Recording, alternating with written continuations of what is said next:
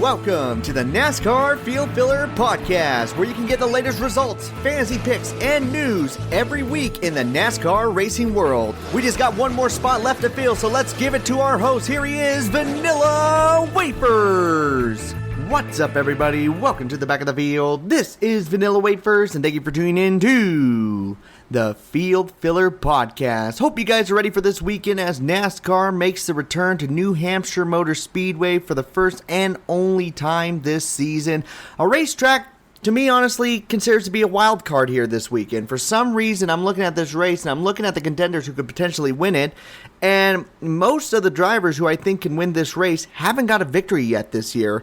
And last year, that was kind of the same thing. Now, granted, Kyle Busch and Martin Truex Jr. ran into some problems at the beginning of that race, but at the end of it, it was people of the likes of Eric Almirola, Kevin Harvick, and Christopher Bell competing for a victory. Now, if you look this year, none of those drivers have gotten a victory. Neither has Martin Truex Jr. So could we see our 14th winner in the regular season this year? We potentially could. Could we see a repeat winner as well? Yes, absolutely. We've seen multiple drivers who have an opportunity to win this race in New Hampshire and have a really good chance. But we will talk about all of that momentarily. The first thing I want to talk about is the bit of news that has dropped this week in the NASCAR racing world. 4 specific stories I want to talk about because they are some absolute huge stories, indication on which drivers will be in which locations in both the 2023 season and even the 2024 season. The biggest bit of news, and the one that everyone is talking about, is the situation with Tyler Reddick. Now, most people thought Tyler Reddick was going to stay with Richard Childress Racing for the long haul. I really thought that was going to happen, especially after his victory at Road America. That is not the case. On July 12th, early in the morning, around noontime, 2311 Racing signed Tyler Reddick for the 2024 season, meaning after the end of the 2023 season, Tyler Reddick will be leaving Richard Childress Racing and going over to the Toyota camp of 2311 Racing. Absolutely shocking. I did not see this one coming at all, and now there's a lot of people circulating with speculations of, is the 2311 Racing team going to be a 3-car operation? Who is Tyler Reddick going to be replacing? More than likely, what this situation is going to be, in my personal opinion, is the team will stay as a 2-car team, and Kurt Busch will probably retire after the end of the 2023 season, and that's when Tyler Reddick will come in. Now, Kurt Busch still has a lot of talent. He is definitely a driver getting up there in age, but he's still getting a victory every single season. Not every single driver in their 40s can say that. But I feel like the most obvious thing that's going to happen is Kurt Busch is going to leave after the end of the 2023 season, probably retire in the Cup Series, and that's when Tyler Reddick will come in. Now, if they do become a 3-car team, a lot of people have been putting up paint schemes already on what Tyler Reddick's car is going to look like. They will more than likely drive the 32 car, since the 32 car was another number associated with Michael Jordan, same with the 45 as well as the 23. And they also have had speculations that Brandon Jones could be in that 3rd car, on top of Tyler Reddick racing for the team. This is still really, really early to kind of guess on how big 2311 is going to be in the 2024 season, but one thing is for certain, and that is Tyler Reddick will be racing for that team in 2024. Another bit of news that we should cover on here this week is regarding Kyle Larson. Now, this has nothing to do with his Cup Series schedule or even an announcement for the Xfinity Series or the Truck Series, nothing like that, but Kyle Larson's going to be starting a new sprint car series with Brad Sweet starting next year in the 2023 season. The High Limit Sprint Car Series. This series will feature a 12-race schedule with midweek races paying as high as $50,000 to win.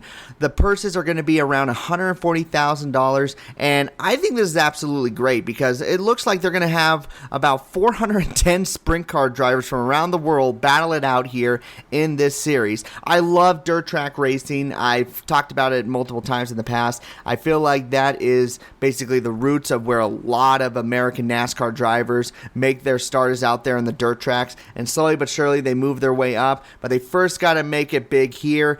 And seeing Kyle Larson, someone who's been a huge person in the Sprint Car Series, doing a lot of work down there, for him to open up his own series with Brad Sweet, a driver who used to race in the Xfinity Series, but then went back down into the Dirt Racing Series. But I'm absolutely excited to see what this can do. Their inaugural season will be next year in 2023, and their kickoff event will be at Lincoln Park Speedway in Putnamville, Indiana on August 16th with live streaming coverage provided by Flow Racing. I'm hoping for the best. I'm hoping that this Sprint Car Series can provide a lot of opportunities for these Sprint Car drivers. Like I said, it looks like it's going to be around 410 Sprint Car drivers. Absolutely amazing. Looks like Kyle Larson will also be competing in it. So make sure to keep an eye on that. The High Limit Sprint Car Series will start a 12-race schedule starting, looks like, at near the later part of the 2023 season.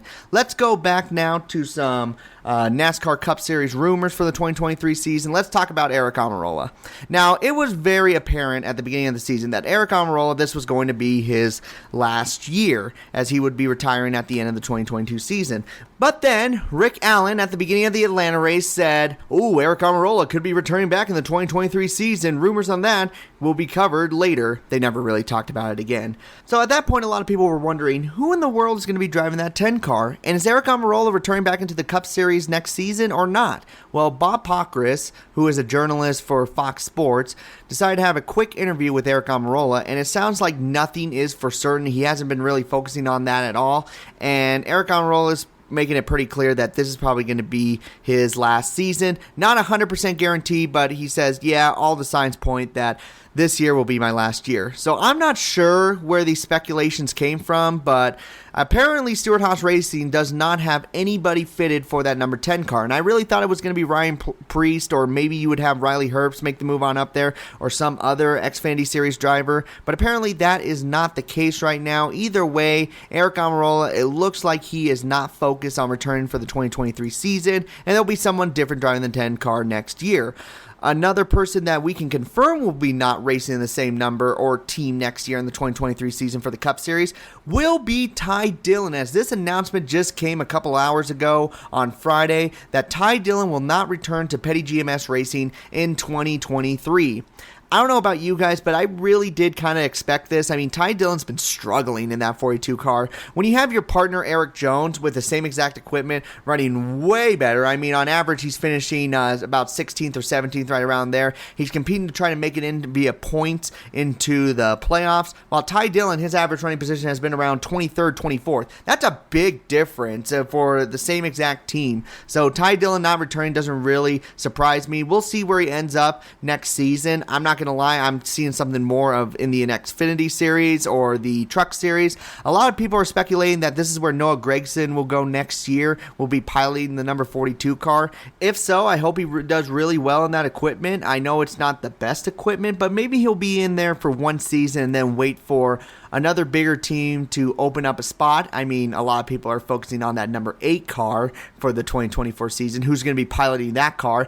My guess would probably be like an Austin Hill or a Sheldon Creed will be running that car in the 2024 season. But you never know. Maybe they'll put Ty Dillon into that car here in a couple years. Either way, the 42 looks to be open for a driver down the Xfinity Truck Series or even a Cup Series driver making a move onto that 42 car. The most important thing to note here is Ty Dillon will not be returning to Petty GMS Racing in 2023. And those were the 4 biggest news that I wanted to cover on this week. Actually, some big breaking news here for the Cup Series for the 2023 silly season. I think the biggest one was Tyler Reddick. Like I said, you win your first Cup race, and then 10 days later, you announce that you're going to a different team. Who would have expected that? That is absolutely crazy to me. Unbelievable. But now let's move on to the big thing. This is the one that everyone always tunes into these specific episodes for, and that is your fantasy picks. Now, we got to figure out which drivers will be the best option here for New Hampshire Motor Speedway. There's a lot of options to go with. At the same time, we have our picks going down to a couple picks at most now going into the end of the regular season. We got to be really smart with our picks more than ever as we're down in the final 10 races of the regular season. Actually, it's more down to the final 6 races as we are in race number 20. So the important question is, who are you going to go with? Who is going to be a good person to take a gamble on? And who do you want to hit the brakes and sit out here for this weekend? Without further ado, let's dive into it for the 20th race of the 2022 season for the Cup Series. This is our fantasy picks here for New Hampshire Motor Speedway.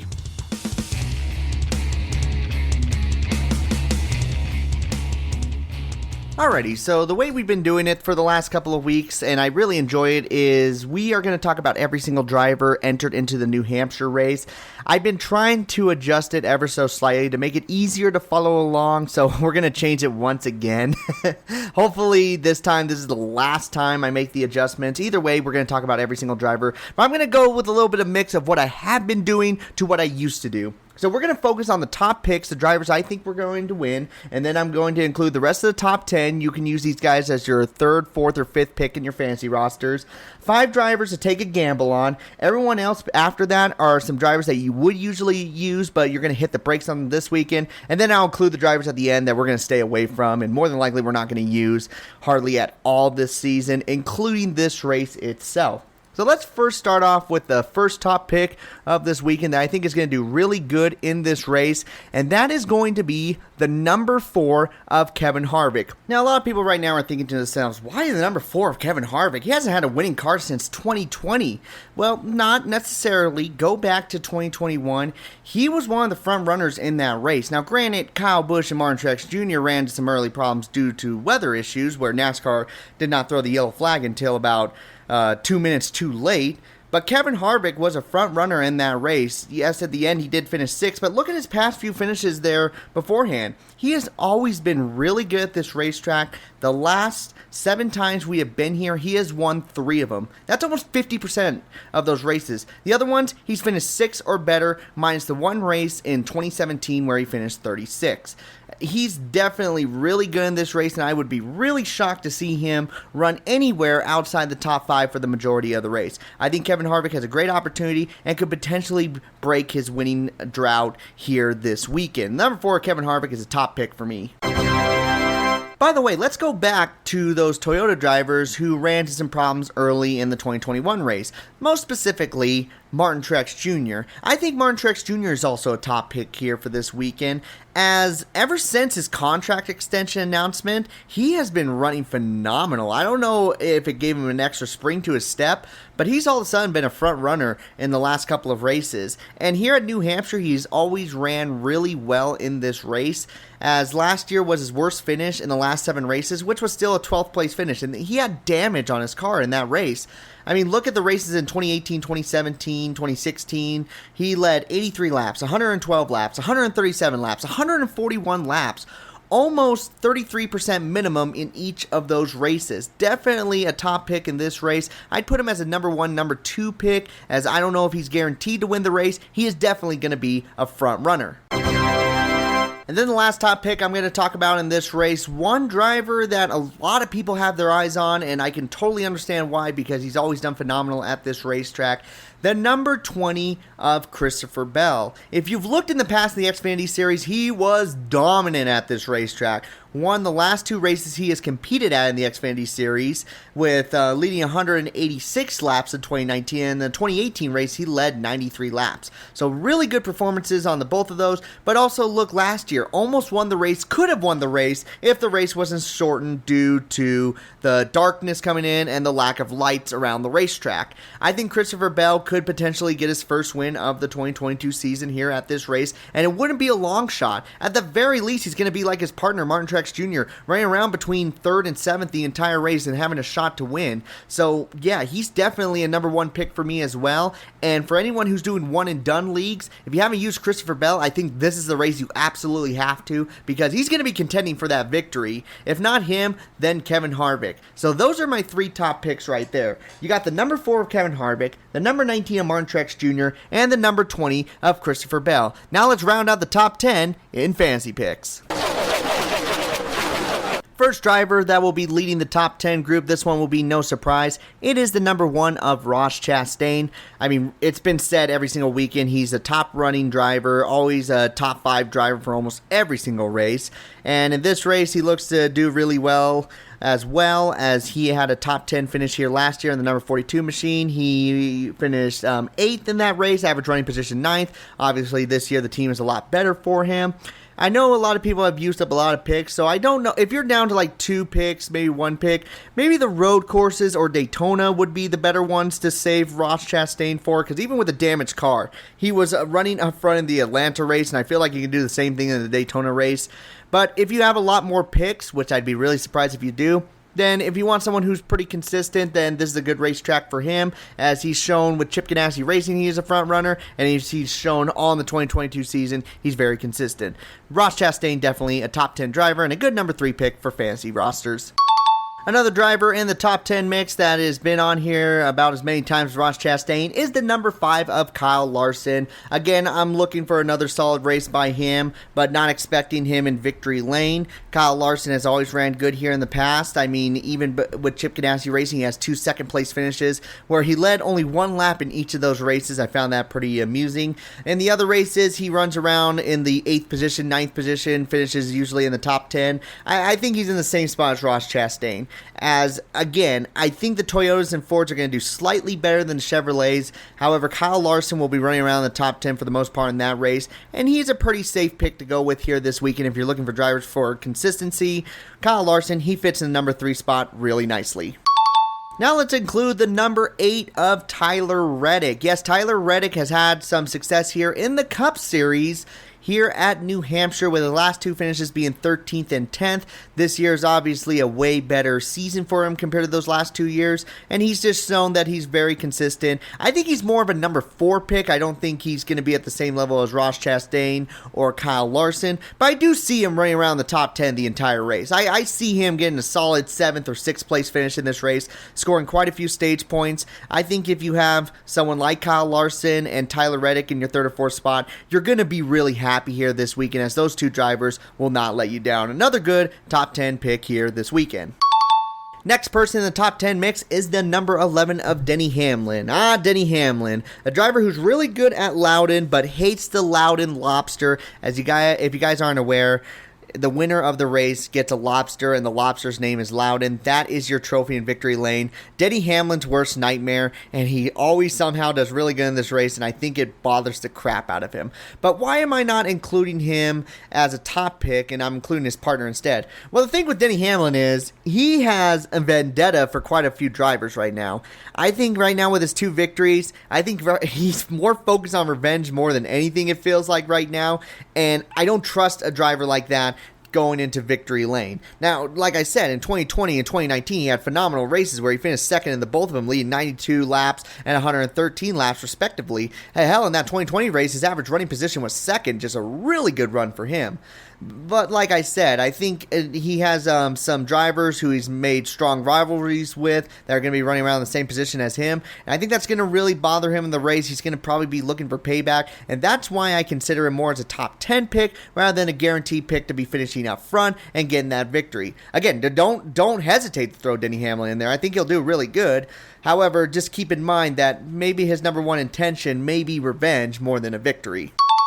And then here's the one that everyone's saying this is the number 1 pick to go with. He has the best chances of winning this race, and that's the number 12 of Ryan Blaney. Now, I'm not against Ryan Blaney at all in any sense or form. I think he's going to be running really well. As far as getting the victory, I don't really see that, and I'm not sure why. I can see a solid top 5 finish out of him for sure. I see him as a great number 3 pick, probably even a better option than Kyle Larson per se, as far as fantasy picks go. But I just don't see him getting the victory. I still think you can't go wrong with him. I mean, with a 5th place finish last year, a 4th place finish in 2019, and then 2 top 10 finishes before that. He's had some really good runs and average running position right around the top 10. So, yeah, he's not a bad option at all. I just don't see him winning the race. See a top 10, but not a victory.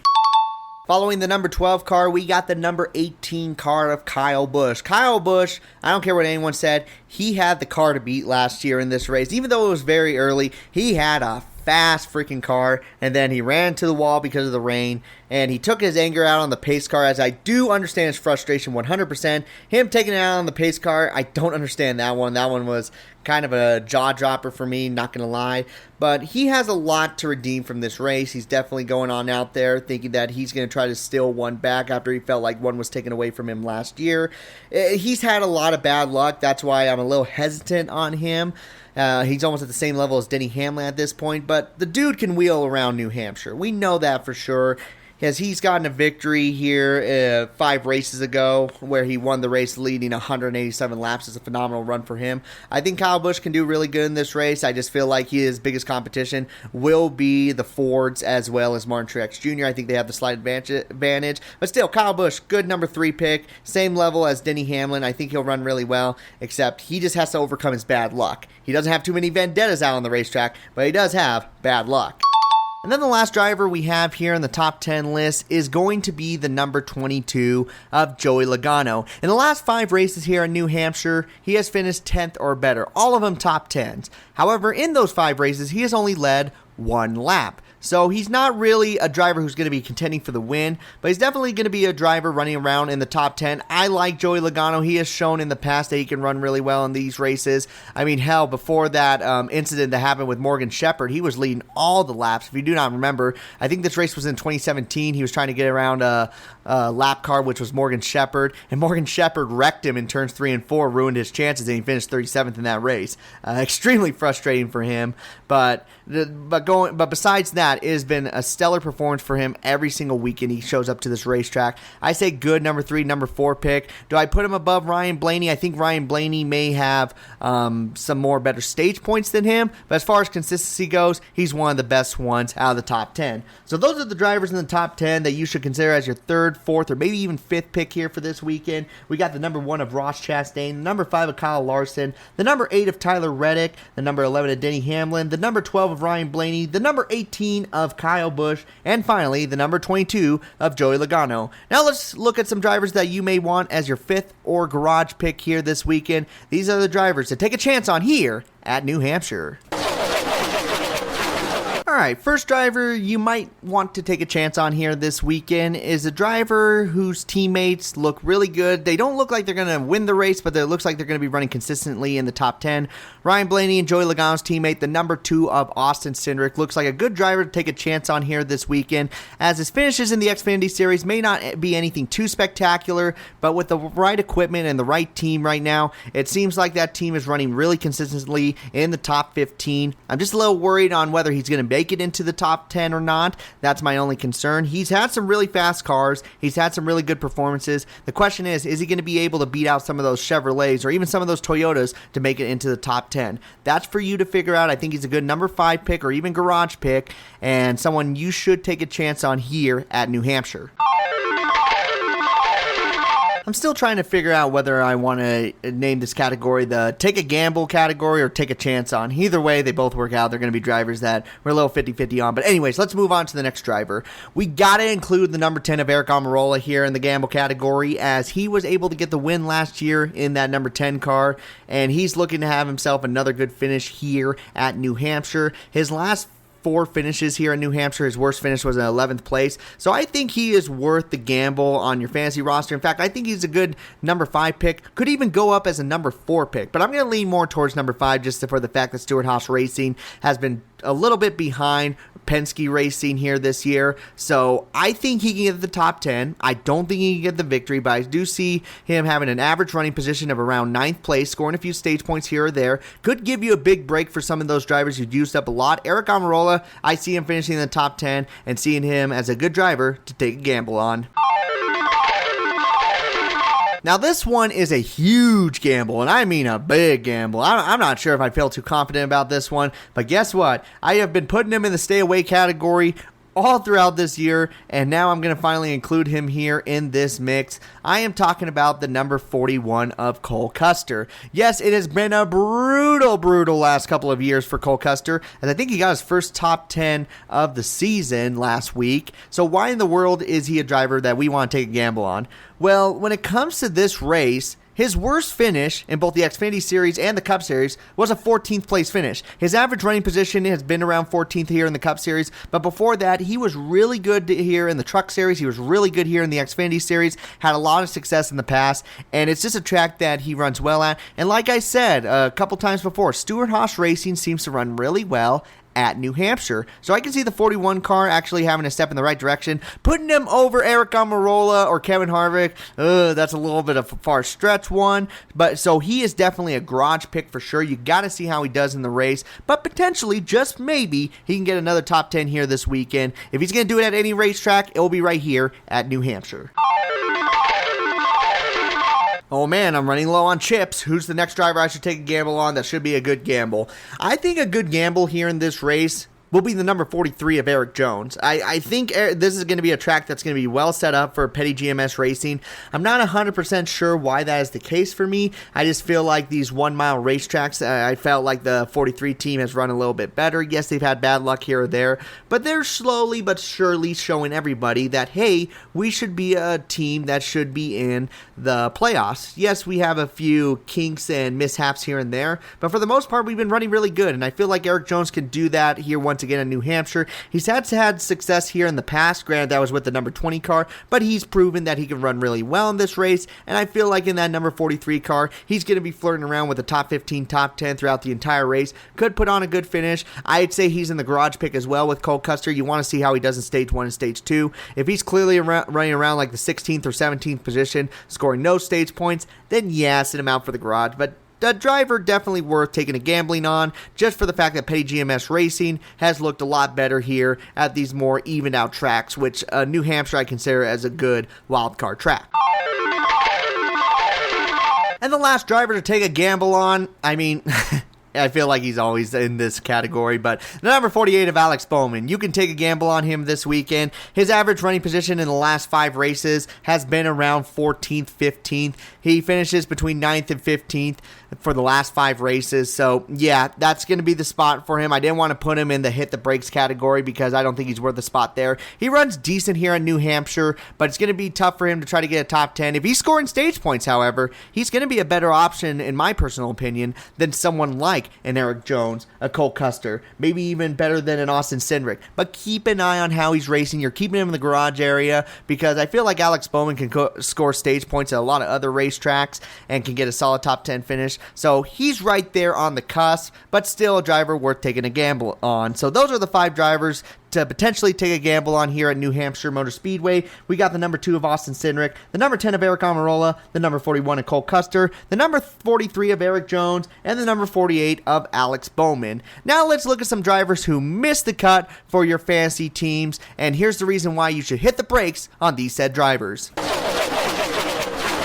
Alrighty, so just real quick, I'm not going to be entering the sound effect for every single driver. If so, we'd hear the brake sound effect 10 times in a row, and I really don't want to do that. Eventually, that gets really hard on the ears. So I'll go through every single driver here in this category, as we have 10 drivers that we are going to hit the brakes on here this weekend. The first one being the number 3 of Austin Dillon. I don't know what's with Austin Dillon here this season. I mean, Tyler Reddick has had some really good finishes, but Austin Dillon has kind of been in the same spot, or if not that, then he is a little bit behind than what he usually runs. I'm not sure what it is, but this racetrack, with his best finish being a 13th, I don't see him running near the front of this race, scoring stage points at all. Tyler Reddick's going to look really good in this race. Austin Dillon, we're hitting the brakes for him this weekend. And moving on to the next one, we have the number 6 of Brad Keselowski. Yes, Brad Keselowski won the race in 2020. He finished 3rd in 2021, got top 10 in 2019.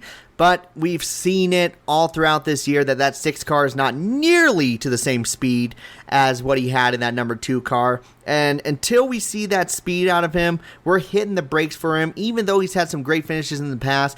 Definitely moving to this new team was a big blow to his performance, and right now they're just looking to figure it out as a team rather than go for victory. So the number 6 team, we're still pumping the brakes on him, and we're going to see if he ever improves here by the end of the 2022 season. Right now, it's just not looking like it. It really isn't. And the big one that I have here on this list is the number 9 of Chase Elliott. He just won a race last week. Why in the world would you put him in the hit the brake category, you insane human being? Well, because of this. His best finish is a 5th place finish in 2018. Other than that, finishing on average between 9th through 18th. That's not what I expect out of Chase Elliott. I expect great finishes when I put him on my fantasy roster. There's so many better racetracks you can use Chase Elliott, and he has not shown that he is a top-ranked driver in this race. Now, he could potentially prove me wrong. I mean, he's had a stellar year, and he had a really good run at Dover, so maybe, just maybe, he can have a good finish here. But I feel more confident in some of his other Hendrick partners than I do with Chase Elliott himself. I'm going to keep him off my fantasy rosters this week, as well as the number 17 of Chris Buescher. I think Chris Buescher, we had a lot of high expectations after his great run at Sonoma, but now we're starting to realize that maybe he's more of a road course driver, that they have more excelled in that area than they have at the oval racetracks as a whole. As his best finish here has been 15th in the last 7 races. Other than that, he's been finishing 20th or worse each race. That's not really worth fantasy value and not really someone you want to take a gamble on. So Chris Buescher, even though things are looking a little bit brighter for him, he's not worth the fantasy spot here this weekend, nor is the number 24 of William Byron. William Byron had a great spring of the 2022 season, and then everything has fallen off greatly. I don't know if they're experimenting right now. I'm praying that they're experimenting, but he has not gotten a top 10 yet here in the Cup Series. I'm not going to take a gamble on someone who I can use 10 picks on here this regular season on a track where he's never gotten a top 10. Sorry, just not going to do it, and neither should you.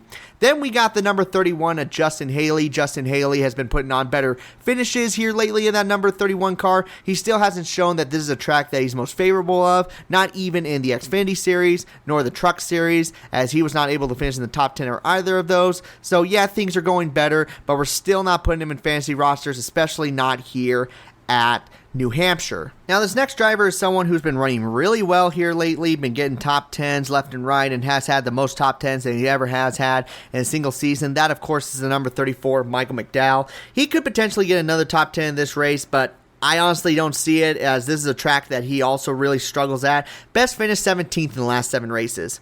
I don't want to go off the consistency too much when I show that he has had none of that here at New Hampshire. I think he'll still have a top 15 finish in this race, but it's not going to be worth fantasy value. That's around about 20 points, and you don't want that as your 4th or 5th pick. So Michael McDowell, steps are in the right direction. Maybe keep him off your fantasy rosters here this weekend. And another driver to keep off your fantasy rosters will be the number 45 of Kurt Busch. Kurt Busch having a pretty stellar year. Top 10s here and there, been looking really good. Last 3 times we have been here, though, 16th, 17th, and 18th, with an average running position around 11th or 12th. So he's running around better than where he finishes, but if he's running around on average 11th or 12th, that's still 0 stage points. And if he finishes more back than where he's running on average, then I don't feel too comfortable putting him on my fantasy roster here this weekend. The Toyotas will do good, but I don't think Kurt Busch is going to be one of those ones that is going to be running up front with the other drivers at Joe Gibbs Racing. Another driver who I feel like is going to be running around with Kurt Busch, but not going to be finishing near the front in the stages, is going to be the number 47 of Ricky Stenhouse Jr. That top 10 streak that he had earlier in the season is long past, and with his average finishes being about 15th or 14th, as they are better than other racetracks, still not worth a spot in fantasy rosters. And the last driver you want to hit the brakes on is going to be the number 99 of Daniel Suarez. Now, this is another big one that a lot of people are just like, man, you're going to put him in the hit the brake category? That's a little brutal. Well, let me show you his past few finishes. 20th, 26th, 19th, and 22nd. Those are in all different race cars. Those are with Trackhouse Racing, that 96 team of Gaunt Brothers Racing, the number 41 team with Stuart Haas Racing, and also Joe Gibbs Racing. It's just not been the most stellar of performances when it comes to New Hampshire Motor Speedway for Daniel Suarez. So, yes, even though Trackhouse Racing is far more better here this weekend, I don't feel too confident in putting him in fantasy rosters when his past has been a little lackluster, to say the least. So those are the 10 drivers we're hitting the brakes on. The number 3 of Austin Dillon, the number 6 of Brad Keselowski, the number 9 of Chase Elliott, the number 17 of Chris Buescher, the number 24 of William Byron, the number 31 of Justin Haley, the number 34 of Michael McDowell, the number 45 of Kurt Busch, the number 47 of Ricky Stenhouse Jr., and finally the number 99 of Daniel Suarez. Hit the brakes, keep them off your fantasy rosters. And then the last category we have here are the drivers you want to stay away from in your fantasy rosters. I'll make this one really brief, except for a couple of drivers because you may question some of them, and I'll explain why I put them in this list. The number 7 of Corey LaJoie is the first one. Yes, he had a great finish at Atlanta. No one's going to take that away from him. But when it comes to the other types of racetracks that are not restrictor plate based or with that package that they have at Daytona and Talladega, yeah, he's just going to be a driver you're staying away from with your fantasy rosters. Next one up, I really got to explain this one, and that is the number 14 of Chase Briscoe. You put Chase Briscoe in the stay away category? What is your deal, Vanilla Wafers? Do you not know your ass from a hole in the ground? He's with Stewart-Haas Racing. They're going to do great. Dipstick? Okay, I understand that Chase Briscoe is with Stewart-Haas Racing. And when it comes to making fantasy picks, you got to go a lot by stats. You can't go off of more feelings like, oh, I don't like Kyle Busch because he's a dickhead on the racetrack. I don't want to include him on my fantasy roster. Or neither Ross Chastain. This one, unfortunately, even though I just said that, is going with my feelings. I feel like Chase Briscoe is not going to run well in this race, and I can't really pinpoint what it is. Maybe it's because his finishes weren't that spectacular in the Xfinity Series, while other drivers we mentioned earlier did really well in the Xfinity Series at New Hampshire. He hasn't really shown that. I mean, his 6th place finish and not leading any laps does not really impress me too much. And I feel like things have fallen off since the beginning of the season when he got his win at Phoenix, and I feel like other Stewart-Haas Racing drivers are going to do a lot better than him, and that is the reason why I'm staying away from the number 14 of Chase Briscoe. Number 15 at JJ Yeley. Yeah, Rick Rare Racing. Glad that you guys were competing for a top 20 last weekend, but you ain't going to still be in my fantasy roster here this weekend. Sorry about that. The number 16 of AJ Allmendinger. That number 16 car is more riskier than any other car here that we have mentioned beforehand. They can either be running around in the top 15, which still may not guarantee them a good spot in fantasy rosters, but they can also finish as worse as 35th, 36th. That's just been the season for the number 16 team. Moving on, we got the number 21 of Harrison Burton. Good finish, good performance last week. Everywhere else, he's still a rookie. He's still trying to figure things out, so keep him off your fantasy rosters. The number 23 of Bubba Wallace has never really had a good finish here at New Hampshire. Best finish 22nd. That doesn't give me too much optimism to include me on his fantasy rosters. We're staying away from him for sure. The number 38, Todd Gilliland. I mean, if you're going to go with either of the front row motorsports cars, you're going to go with the number 34, and even then, that's not really a great pick. So Todd Gilliland, no, we don't want to go with him.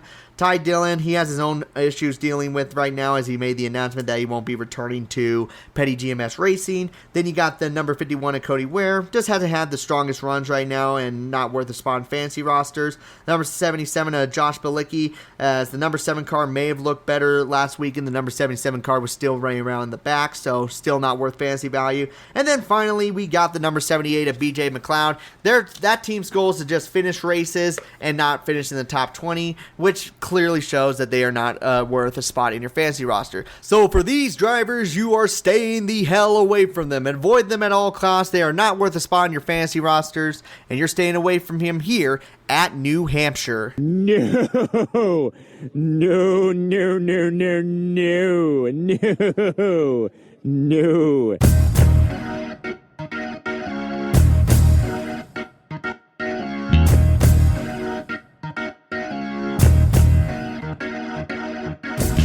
And that will conclude our fantasy picks here for this weekend, guys. Thank you so much for listening. As I've been stating, I feel like New Hampshire Motor Speedway is going to be a wild card race. I feel like the drivers who have an opportunity to win this race are drivers who haven't gotten a victory yet here in the 2022 season and could really mix things up. And also, we could potentially see a driver like a Cole Custer, like an Eric Jones, or an Eric Almirola run around near the top 5 and maybe compete for the victory. You never know what could happen, so make sure to tune into that race. The AMBetter 301. The green flag drops at around 12:18 Pacific time and 3:18 Eastern time, so make sure to tune in on the USA Network around 3 o'clock Eastern time. You won't miss it, and that's on Sunday here, July 17th, again on the USA Network. If you do want to follow me on social media, you can do so at Vanilla Wafers 44 on TikTok, at Vanilla Wafers on YouTube, or on Twitter at TylerV33. I've been hearing your guys' opinion about the podcast. I really do appreciate it. I hear people saying, yes, they like the me talking about every single driver, and also they like the fact of the old style. So hopefully this new adjustment where I mention the top picks first, and the top 10 drivers, and then the drivers to take a gamble on, and then the drivers to stay away from, hopefully you guys enjoyed that a lot more. And if you guys do, let me know, and I'll keep going on that format. If not, we'll find another way to adjustment. Either way, follow me on social media if you want to watch daily videos, or if you want to talk to me during the race, you can do so on Twitter. But above all, guys, the most important thing, thank you so much for listening to the best and trying out all the rest. I have been able to fill up the last few remaining minutes of your time, so I'm going to take the car and pull it right on into pit road, collect my last place winnings, and I am out.